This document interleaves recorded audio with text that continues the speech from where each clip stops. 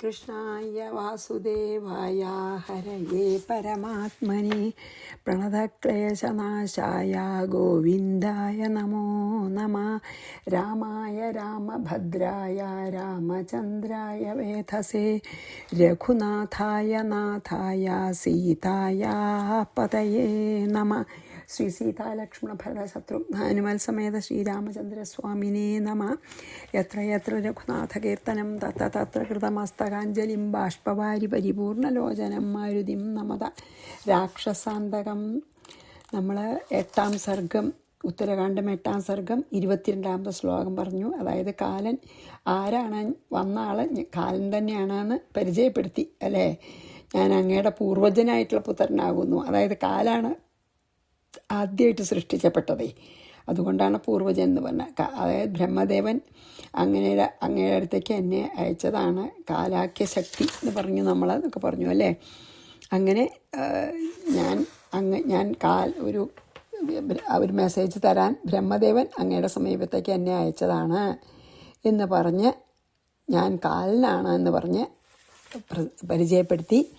മായാസംഗമ 23 മായാസംഗമജോ വീരകാല സർവഹര സ്മൃത ബ്രഹ്മത്വാമാഹ ഭഗവാൻ സർവദേവർഷി പൂജിത. വീര, ഹേ ശൂര, മായാസംഗമജ, മായാസംഗത്തിൽ നിന്നും ജനിച്ച സർവഹര കാലസ്മൃത, സർവത്തെയും ഹരിക്കുന്ന കാലനെന്ന് സ്മരിക്കപ്പെടുന്നു.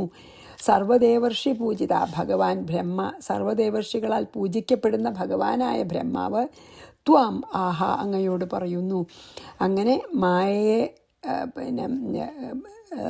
നിന്തിരി, അതായത് അങ്ങ് മായയെ സൃഷ്ടിയുടെ സമയത്ത് എന്നെയും കൂടി സൃഷ്ടിച്ചു. സർവസംഹാരിയായിട്ടുള്ള കാലനാണെന്നാണ് ജനങ്ങൾ എന്നെ പറയാറ്. എല്ലാറ്റിൻ്റെയും നാശം വരുത്തുന്ന ആളാണല്ലോ. അന്തകൻ എന്നുള്ള പേരിലാണ് ഞാൻ അറിയപ്പെടുന്നത്. എൻ്റെ പേര് കാലനാണ്, അല്ലെങ്കിൽ അന്തകൻ എന്നാണെന്ന് പറയുകയാണ്. സർവ്വദേവന്മാരാലും ഋഷികളാലും പൂജിക്കപ്പെടുന്ന ഭഗവാൻ ബ്രഹ്മദേവൻ അങ്ങയോട് ഇതാ ഇപ്രകാരം പറയാൻ പറഞ്ഞിരിക്കുന്നു. മെസ്സേജ് പറയാണ് ബ്രഹ്മദേവൻ്റെ കേട്ടോ. മായാസംഗമജോ വീര കാല സർവഹര സ്മൃത ബ്രഹ്മാ ത്വാമാഹ ഭഗവാൻ സർവദേവർഷി പൂജിത. ഇനി കുറേ ശ്ലോകം ഒന്നിച്ചാണ്, 24, 25, 26, 27, 28 കേട്ടോ. രക്ഷിതും സ്വർഗലോകസ്യ സമയസ്തേ മഹാമതേ പുരാത്വമേക ഏവാസീർ ലോകാൻ സംഹൃത്യ മായയാ ഭാര്യയാ സഹിതസ്ത്വം മാമാദൗ പുത്രമജീജന തഥാ ഭോഗവതം നാഗമനന്തമുദകേശയം മായയാ ജനയിത്വാ തം ദ്വൗ സസത്വൗ മഹാബലൗ മധുകൈഠഭകൗ ദൈത്യൗ ഹത്വാ മേദോസ്തി സംശയം ഇമാം പർവ്വത സംബന്ധം മേദിനിം പുരുഷർഷഭ പത്മേ ദിവ്യാർക്കസങ്കാശേ നാഭ്യാമുൽപാദ്യ മാം വിധായ പ്രജാധ്യക്ഷം മയി സർവം ന്യവേദയത് സോഹം സംയുക്ത സംഭാരസ്ത്വാമവോചം ജഗൽപദേ. മഹാമതേ, ഹേ മഹാബുദ്ധി, മതീച്ച ബുദ്ധിയാണല്ലോ, ബുദ്ധിമാനായിട്ടുള്ളവനെ. തേ സ്വർഗലോകസ്യ രക്ഷിതും സമയ, അങ്ങയ്ക്ക് സ്വർഗലോകത്തെ രക്ഷിക്കാൻ ഇപ്പോൾ സമയമായി. പുരാത്വം ഏകഹ ഏവ ആസി, ആദ്യം അങ്ങയുടെ മകൻ മാത്രമായിരുന്നു. ലോകാൻ സംഹൃത്യ, ലോകങ്ങളെ സംഹരിച്ചിട്ട് മായയ ഭാര്യ സഹിതത്വം, മായയാകുന്ന ഭാര്യയോട് ചേർന്നവനായിട്ട് അങ്ങ് ആദൗ പുത്രം മാം അജീജന, അങ്ങനെയാണ് എന്നെ ജനിപ്പിച്ചത്. മായയിലാണ് ഞാൻ ജനിക്കപ്പെട്ടത്. തഥാ ഉദകേശയം ഭോഗവതം അനന്തം നാഗം, അതിനുശേഷം അനന്തൻ എന്ന നാഗത്തെയും മായയാത്വം ജനയിത്വ, മായ കൊണ്ട് തന്നെ ജനിപ്പിച്ചിട്ട് സത്വവും മഹാബലവും മധുകൈടഭവും ദൈത്യവും ഹത്വ, മഹാബലവാന്മാരായിട്ടുള്ള മധുകൈടഭന്മാരെ കൊന്നു. അതായത് അവർ വേദം മോഷ്ടിച്ചിട്ടാണ് കേട്ടോ അവരെ കൊന്നത്. എന്നിട്ട് വേദം വീണ്ടെടുത്തു. മേധോസ്ഥി സംശയം, അതായത് മേധോസ്ഥി സംശയം പർവ്വത സംബദ്ധാം ഇമാം മേദിനിയും നിർമ്മിതവാനാസി. എന്നിട്ട് പിന്നെ മേധസ്സിൽ നിന്നും അസ്ഥികളിൽ നിന്നും ഉണ്ടായതും പർവ്വതങ്ങളാൽ നന്നായി ബന്ധിക്കപ്പെട്ടതുമായ ഈ ഭൂമിയെ നിർമ്മിച്ചു. മേദിനിച്ചാൽ ഭൂമിയാണ്. പുരുഷശഭ, ഹേ പുരുഷോത്തമ, നാഭ്യാം ദിവ്യാർക്കസങ്കാശേ പത്മേ മാം അഭി ഉൽപാദ്യ.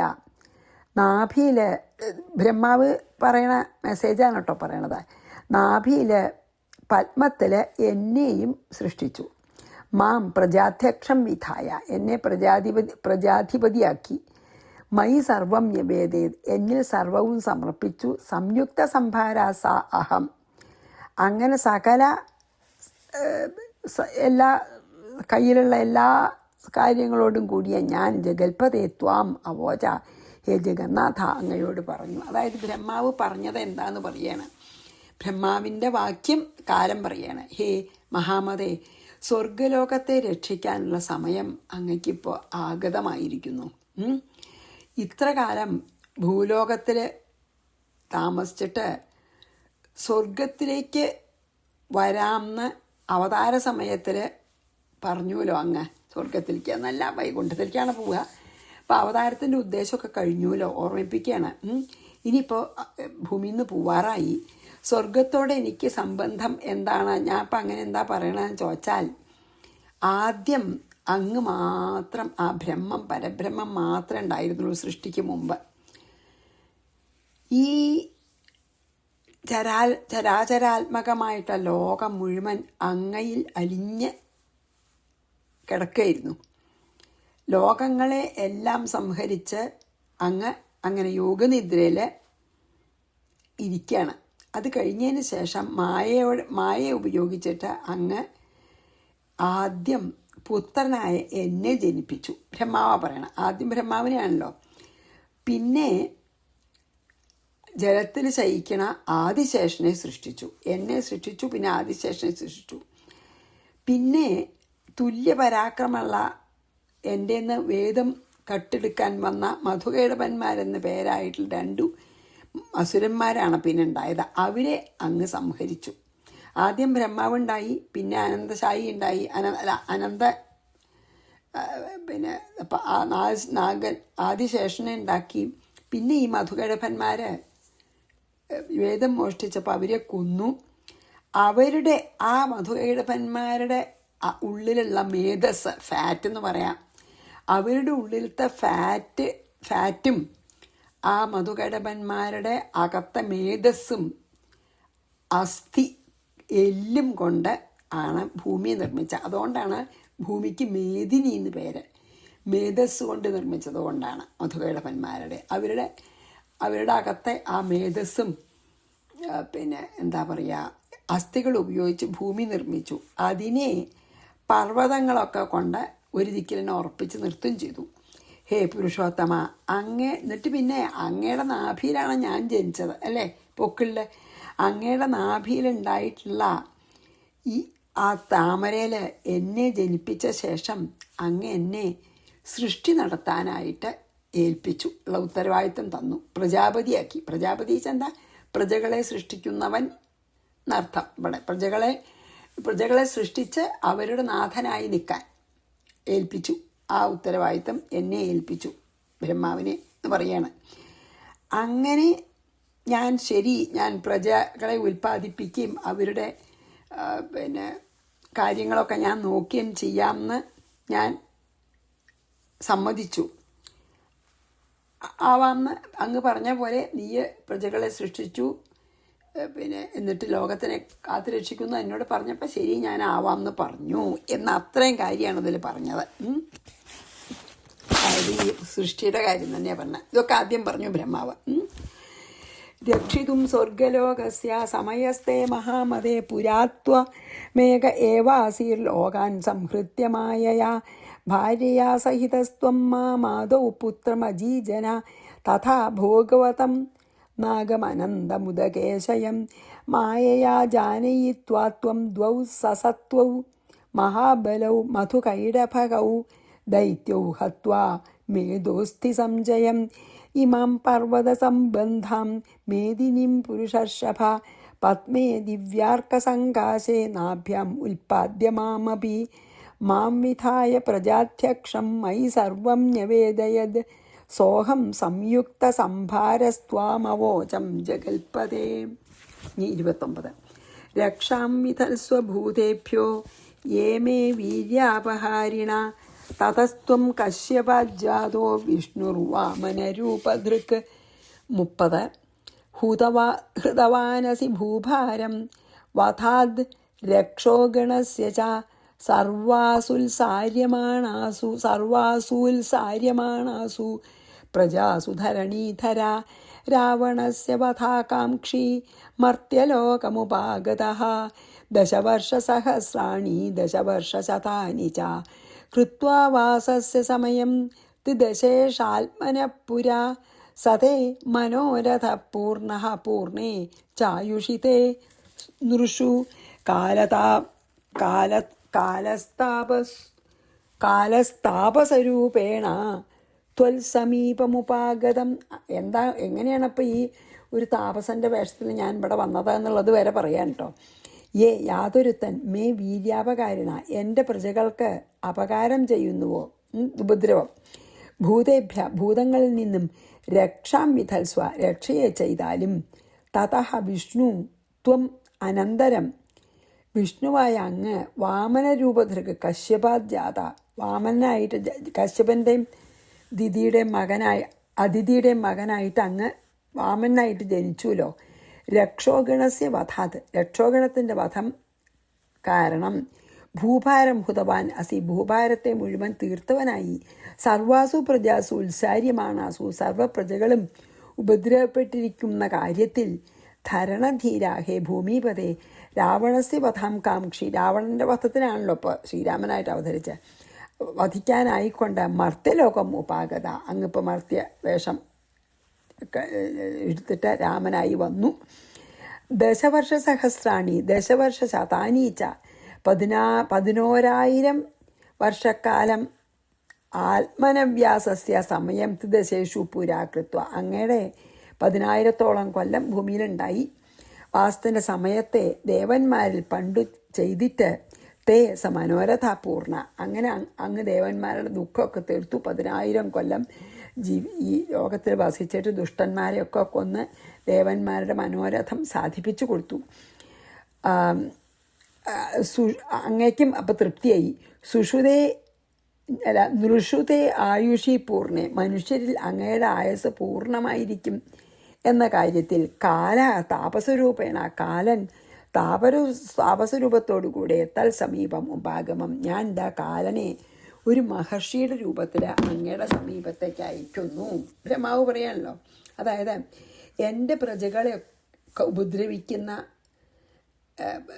പ്രജകളെയും എന്നെയും ഉപദ്രവിക്കുന്ന എല്ലാ ഭൂതങ്ങളിൽ നിന്നും അങ്ങ് എന്നെ രക്ഷിക്കണം. എന്നോട് അങ്ങനെ പറഞ്ഞതനുസരിച്ചിട്ട് ഞാൻ അങ്ങോട്ട് അപേക്ഷിച്ചു എൻ്റെ പ്രജകളെ ദ്രോഹിക്കുന്ന ഭൂതങ്ങളിൽ നിന്ന് എന്നെ രക്ഷിക്കണമെന്ന്. എന്നോട് ആ വിധം നിന്തിരുവടി പ്രതിജ്ഞ ചെയ്തത് കാരണം കശ്യപ പ്രജാപതിയിൽ ആദ്യം വാമനനായി ജനിച്ചു അങ്ങ്. എന്നിട്ടാണല്ലോ വാമനായി ജനിച്ചിട്ട് എന്താ പറയുക ബലിയുടെ അഹങ്കാരമൊക്കെ അടക്കിയല്ലോ. വാമനായി ജനിച്ചു. രക്ഷോഗണങ്ങളെ സംഹരിച്ച് ഈ രാക്ഷസന്മാരൊക്കെ സംഹരിച്ച് ഭൂമിയുടെ ഭാരം അന്നങ്ങ് വാമനാവതാരത്തിലും തീർത്തു.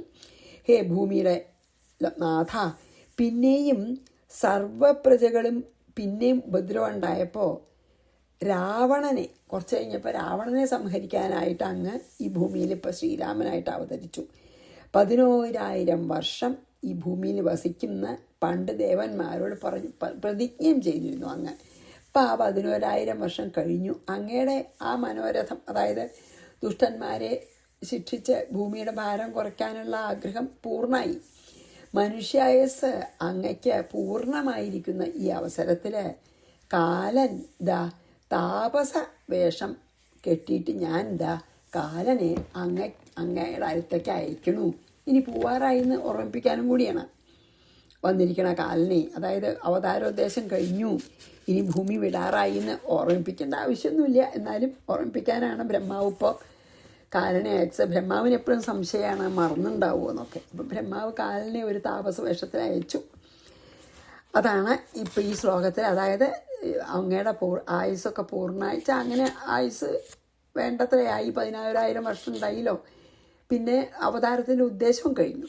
അത് പറയാനാണ് ഞാൻ കാലിന് ഒരു താപസ രൂപത്തിൽ ആ കാലിനെ അങ്ങക്ക് അടുത്തേക്ക് അയക്കുന്നു. രക്ഷാംവിധ സ്വഭൂതേഭ്യോ യോമേ വീര്യാപഹാരിണ തതസ്ത്വം കശ്യപാജാതോ വിഷ്ണുർവാമനരൂപധൃക് ഹുതവാനസി ഭൂഭാരം വധാദ്രക്ഷോ ഗണസ്യ ച സർവാസുൽസാര്യമാണാസു പ്രജാസു ധരണീധര രാവണസ്യ വധാകാംക്ഷീ മർത്യലോകമുപാഗത ദശവർഷസഹസ്രാണി ദശവർഷശതാനി ച കൃത്വാ വാ. അതാണ് ദശവർഷസഹസ്രം വെച്ചാൽ 10,000 പിന്നൊരു 100, 11,100. പിന്നെ കൃത്വാവാസസ് സമയം ദശേഷാത്മനപുരാ സദേ മനോരഥ പൂർണേ ചായുഷിതേ നൃഷു കാലസ്ഥാപസരൂപേണ തൽസമീപമുപാഗമം. ഇനി തതോ ഭൂയശ്ച തേ ബുദ്ധിര്യതി രാജ്യമുപാസിതും തത്തഥാ ഭവഭദ്രം തേ ഏവമാഹ പിതാമഹ യതി തേ ഗമനേ ബുദ്ധിർദേവലോകം ജിതേന്ദ്രിയ സനാഥാ വിഷ്ണുനാ ദേവാ ഭവന്തു വിഗതജ്വരാഃ ചതുർമുഖസ്യ തദ്വാക്യം ശ്രുത്വാ കാലേന ഭാഷിതം ഹസൻ രാമസ്തദാ വാക്യം കൃഷ്ണസ്യാന്തകമബ്രവീത് ശ്രുതം തവ വചോ മേദ്യ മമാപീഷ്ടതരം തു തദ് സന്തോഷപരമോ ജ്ഞേയസ്ത്വദാഗമനകാരണാൽ ത്രയാണാമപി ലോകാനാം കാര്യാർത്ഥം മമ സംഭവ ഭദ്രം തേ സ്ത്വാഗമിഷ്യാമി യത ഏവാഹമാഗത മനോരഥസ്തു സംപ്രാപ്തോ നമേത്രാസ്തി വിചാരണ. തഥ ഭൂയഃ. അതിൽ നിന്ന് അധികമായിട്ടും രാജ്യം ഉപാസിതും തേ ബുദ്ധി യതി. രാജ്യത്തെ ഉപാസിക്കാൻ അങ്ങയ്ക്ക് മനസ്സുണ്ടെങ്കിൽ തഥ ഭവ. അത് അപ്രകാരമാക്കിയാലും തേ ഭദ്രം. അങ്ങയ്ക്ക് മംഗളം ഭവിക്കട്ടെ. ഏവം പിതാമഹ ആഹ. ഇപ്രകാരമാണ് ബ്രഹ്മദേവൻ എന്നോട് പറയാൻ പറഞ്ഞത്. പിതാമഹൻ ബ്രഹ്മദേവൻ ഈ പറഞ്ഞതൊക്കെയാണ് അങ്ങോട്ട് പറയാൻ പറഞ്ഞത്. ജിതേന്ദ്രിയ ദേവലോകഗമനത്തെ ബുദ്ധി യതി. ഹേ ഇന്ദ്രിയങ്ങളെ ജയിച്ചിരിക്കുന്നവനെ, ദേവലോകത്തിൽ പോണതിന് അങ്ങയ്ക്ക് മനസ്സാണെങ്കിൽ, അങ്ങയ്ക്ക് വിരോധമില്ലെങ്കിൽ, വിഷ്ണുന സനാഥാ ദേവാഹ. വിഷ്ണുവിനാൽ നാഥനോടുകൂടിയ ദേവന്മാർ വിഗതജ്വരാഹ ഭവന്തു. ദുഃഖഹീനന്മാരായി ഭവിക്കട്ടെ. അതായത് അവിടെ ചെല്ലുമ്പോൾ അവർക്കൊക്കെ സന്തോഷമാവും. എത്ര കാലമായിട്ട് 10,000 കൊല്ലമായിട്ട് ഇവിടെ വന്നിറക്കല്ലേ. കാലേന ഭാഷിതം ചതുർമുഖസ്യ തദ്വാക്യം ശ്രുത്വ. കാലനാൽ ഇപ്രകാരം പറയപ്പെട്ട ബ്രഹ്മാവിൻ്റെ വാക്യത്തെ ശ്രവിച്ചിട്ട് തഥാ ഹസൻ രാമ. അപ്പോൾ പുഞ്ചിരി പൂണ്ട രാമൻ കൃഷ്ണസ്യ അന്തകം അബ്രവീത്. സമസ്തത്തിൻ്റെയും അന്തകനോട്, അതായത് കാലനോട് ഇപ്രകാരം പറഞ്ഞു. തവ വച അദ്യമേ ശ്രുതം. നിന്റെ വാക്കുകൾ ഞാൻ കേട്ടു. തദ് മേ മമ തദ് തു മമ അഭി ഇഷ്ടതരം. എനിക്കതിൽ സന്തോഷം തന്നെയുള്ളൂ. തത്വദാഗമന കാരണാത്. നിന്റെ ആഗമന കാരണം കൊണ്ട് പരമസന്തോഷ ജ്ഞേയ. പരമസന്തോഷം എനിക്കുണ്ട്. ത്രയാണാം ലോകാനാം അഭി കാര്യാർത്ഥം മമ സംഭവ. 3 ലോകങ്ങളുടെയും നന്മയ്ക്ക് ഗുണത്തിന് വേണ്ടിയിട്ടാണ് ഞാൻ അവതരിച്ചത്. തേ ഭദ്രം വസ്തു. നിനക്ക് മംഗളം ഭവിക്കട്ടെ. യതഃ ഏവ അഹം ആഗമിഷ്യാം. നീ എവിടെ നിന്നാണോ ഞാൻ വന്നത്, ഞാൻ അവിടേക്ക് തന്നെ പോകട്ടെ എന്ന്. വൈകുണ്ഠത്തിലേക്ക്. മനോരഥ തു സംപ്രാപ്ത. ഞാൻ വിചാരിച്ച കാര്യമൊക്കെ പൂർണ്ണമായി. എനിക്ക് എല്ലാം ചെയ്യാൻ സാധിച്ചു. അത്രമേ വിചാരണ നാസ്തി. അതിലൊന്നും എനിക്കിനി പ്രശ്നമില്ല, അല്ലെങ്കിൽ അതിനെപ്പറ്റി എനിക്ക് വറിയില്ല, ആലോചന ഇല്ല എന്ന്. എന്താ പറഞ്ഞ, ഈ ഒരു നിശ്ചിത കാലത്തിനെ അതിക്രമിച്ച് ഇനിയിപ്പോൾ അങ്ങക്ക് ഇത്ര ഭരിച്ചാൽ പോരാ, 11,000 കൊല്ലമായി, ഇതിലധികം ഭരിക്കണം എന്ന് അങ്ങക്ക് ആഗ്രഹം ഉണ്ടെങ്കിൽ, കാലൻ പറയുകയാണ്, ഇതിലധികം അങ്ങക്ക് ഭരിക്കണം ഭൂമിയിലെന്ന് ആഗ്രഹം ഉണ്ടെങ്കിൽ അങ്ങനെ തന്നെ ചെയ്തോളൂ. പക്ഷെ ഇപ്പം ഇനി അത്ര ആവശ്യമില്ല എന്നുള്ളത് പറയണം. അങ്ങക്ക് മംഗളം ഭവിക്കട്ടെ എന്നിതാ ബ്രഹ്മാവ് എന്നോട് പറയാൻ പറഞ്ഞിരിക്കുന്നു. ഹേ ജിതേന്ദ്രിയ, ദേവലോകത്തിലേക്ക്, അതായത് വൈകുണ്ഠത്തിലേക്ക് അങ്ങക്ക് മനസ്സുണ്ടെങ്കിൽ വിഷ്ണുവായ നിന്തിരുവടിയാകുന്ന രക്ഷിതാവോടുകൂടി ദേവന്മാർ ദുഃഖരഹിതന്മാരായി ഭവിക്കട്ടെ. അങ്ങ് വൈകുണ്ഠത്തേക്ക് തിരിച്ചു പോവുകയാണെങ്കിൽ അവിടെയുള്ളവരുടെ വിരഹ ദുഃഖമൊക്കെ കഴിഞ്ഞ് അവർ സന്തോഷമാവും. കാലനാൽ പറയപ്പെട്ട ഈ ബ്രഹ്മവാക്യം കേട്ട് ശ്രീരാമൻ പുഞ്ചിരിച്ചുകൊണ്ട് കാലനോട് പറഞ്ഞു, നിന്റെ വചനം ഇപ്പം ഞാൻ കേട്ടു, ഇതെനിക്കും സമ്മതമാണ്, സന്തോഷമാണ്. നീ വന്നത് എനിക്ക് പരമസന്തോഷമായി. 3 ലോകങ്ങളുടെ കാര്യത്തിന് വേണ്ടിയിട്ട് മാത്രമാണ്, ഗുണത്തിന് വേണ്ടിയിട്ടാണ് ഞാൻ അവതാരം എടുത്തത്. ഇപ്പം ഇത് അതിൻ്റെ ആവശ്യം കഴിഞ്ഞു വെച്ചാൽ എനിക്ക് തിരിച്ചു പോകാൻ സന്തോഷമാണ്. നിനക്ക് മംഗളം ഭവിക്കട്ടെ. ഞാൻ എവിടുന്നാണ് അവതരിച്ച് വന്നത് അവിടേക്ക് തന്നെ ഞാൻ തിരിച്ചു പോവുകയാണ്. എൻ്റെ മനോരഥം മുഴുവനും സാധിച്ചിരിക്കുന്നു. അതിനെക്കുറിച്ച് ഇനി എനിക്ക് യാതൊരു തരത്തിലുള്ള ചിന്തയുമില്ല. അതായത് ഞാൻ പോകാൻ തയ്യാറാണ്. എൻ്റെ അവതാരോദ്ദേശം കഴിഞ്ഞു എന്ന് പറയുകയാണ്. ശ്രീരാമൻ സമ്മതിച്ചു. ബ്രഹ്മാവ് കാലൻ മുഖാന്തരം ഓർമ്മിപ്പിച്ചപ്പോഴേ, തതോ ഭൂയശ്ചതേ ബുദ്ധിര്യതി രാജ്യമുപാസിതും തത്തഥാ ഭവ ഭദ്രം തേ ഏവമാഹ പിതാമഹ യതി തേ ഗമനേ ബുദ്ധിർദേവലോകം ജിതേന്ദ്രിയാ സനാഥ വിഷ്ണുനാ ദേവാ ഭവന്തു വിഗതജ്വരാः. ചതുർമുഖസ്യ തദ്വാക്യം ശ്രുത്വാ കാലേന ഭാഷിതം ഹസൻ രാമസ്തദാ വാക്യം കൃഷ്ണസ്യാന്തകമബ്രവീത്. ശ്രുതം തവ വചോ മേദ്യ മമാപീഷ്ടതരം തു തദ് സന്തോഷം പരമോ ജ്ഞേയസ്ത്വദാഗമനകാരണാൽ ത്രയാണാമപി ലോകാനാം കാര്യാർത്ഥം മമ സംഭവ. ഭദ്രം തേ സ്ത്വാഗമിഷ്യാമി യത ഏവാഹമാഗത മനോരഥസ്തു സംപ്രാപ്തോ നമേത്രാസ്തി വിചാരണ. ഇനി 39. മത്സേവകാനാം ദേവാനാം സർവകാര്യേഷു വൈ മയാ സ്ഥാതവ്യം മായയാ പുത്ര യഥാ ചാഹ പ്രജാപതി. മത്സേവകാനാം ദേവാനാം, എന്നെ സേവിക്കുന്ന ദേവന്മാരുടെ സർവകാര്യേഷു എല്ലാ കാര്യങ്ങളിലും മയാ വൈ സ്ഥാതവ്യം, എന്നാൽ തന്നെ സ്ഥിതി ചെയ്യപ്പെടുവാൻ യോഗ്യം. പ്രജാപതി യഥ ആഹാച്ച, ബ്രഹ്മാവ് എപ്രകാരം പറയുകയും ചെയ്തുവോ. അതായത് ഹേ കാലനോട് പറയാണ്, ഹേ അന്തക, എന്നെ ആശ്രയിച്ചിരിക്കുന്ന ദേവന്മാരുടെ എല്ലാ കാര്യങ്ങളിലും ഞാൻ മായയെ ആശ്രയിച്ച് ഞാൻ എന്താ വേണ്ടച്ചാ ചെയ്യണം. എന്നെ ആശ്രയിച്ച ദേവന്മാർക്കൊക്കെ ഞാൻ മായയുടെ സഹായത്തോടു കൂടി അവർക്ക് ആവശ്യമുള്ളതൊക്കെ ചെയ്യണം. അങ്ങനെയല്ലേ ബ്രഹ്മാവും പറഞ്ഞത് ചോദിച്ചു. അതായത് എന്നെ ആശ്രയിക്കുന്ന ദേവന്മാർക്ക് സന്തോഷമാവാൻ തക്കോണം തന്നെ ഞാനും ചെയ്യണമല്ലോ. അങ്ങനെയല്ലേ ബ്രഹ്മാവ് പറഞ്ഞ ചോദിച്ചു. മത്സേവകാനാം ദേവാനാം സർവകാര്യേഷു വൈ മയ, എനിക്ക് അവരുടെ കാര്യം നോക്കണം. സ്ഥാതവ്യം മായയാ പുത്ര യഥാ ചാഹ പ്രജാപതി, അതന്നെയല്ലേ ബ്രഹ്മാവിൻ്റെ അഭിപ്രായം. ഏവം തയോഃ കഥയതോർദുർവാസാ മുനിരഭ്യഗാത് രാജദ്വാരം രാഘവസ്യ ദർശനാപേക്ഷയാ ദ്രുതം. തയോഃ ഏവം കഥയതോ, ഇവർ രണ്ടുപേരും ഇങ്ങനെ സംവദിച്ചു കൊണ്ടിരിക്കുമ്പോൾ ദ്രുതം രാഘവസ്യ ദർശനാപേക്ഷയാ, വേഗം ശ്രീരാമനെ എനിക്ക് ഇപ്പം കാണണം എന്ന് പറഞ്ഞിട്ട് ദ്രുതം, എനിക്ക് ശ്രീരാമനെ ഇപ്പം തന്നെ കാണണം. ഇവർ സംവാദത്തിൻ്റെ സമയത്ത് ആരും കാണുക കേൾക്കുക പാടില്ല എന്നൊക്കെയാണല്ലോ പറഞ്ഞത്. പക്ഷേ ദുർവാസാവ് ലക്ഷ്മണൻ്റെ അടുത്ത് വന്ന് പറഞ്ഞു, എനിക്കിപ്പം കാണണം ശ്രീരാമനെ. ദുർവാസസ് എന്ന മുനി രാജദ്വാരം അഭ്യഗാത്, ആ രാജദ്വാരത്തിൽ ആ വാതിലിൻ്റെ അടുത്തേക്ക് വന്നു.